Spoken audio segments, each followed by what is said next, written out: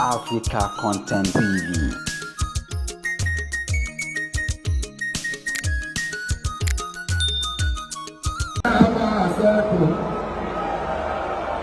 Wọ́n ní wo lẹ́rù kú wọ́n ní disciple.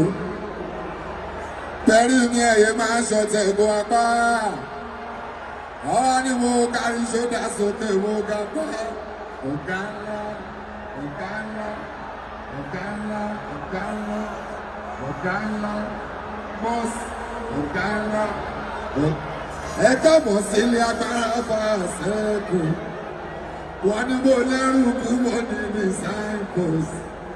Bẹ́bárí ní ẹ̀yẹ máa ń ṣọ̀tẹ̀ ìbò apá. Ọwọ́ ni mo kárí ṣódà sókè mo ga pa. Ọ̀gá ńlá, ọ̀gá ńlá, ọ̀gá ńlá, ọ̀gá ńlá. Lélelèlè o, Kúnlé Adébájọ o. Báwo ló ṣe báwọn ọ̀dàṣà yẹn? Àṣà tí ó dá wà ní. Pé sọ́bà kírun tó máa ń tèmi. Just go náà ni just go. Ọmọ just go náà ni Wàsó.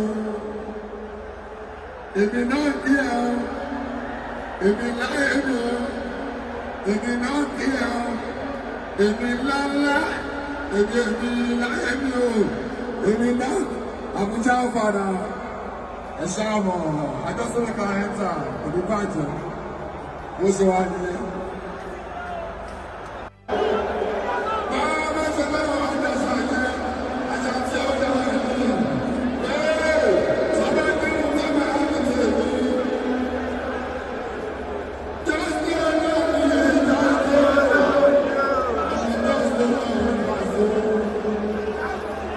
Èmi náà ní àwọn èmi láyé mi o.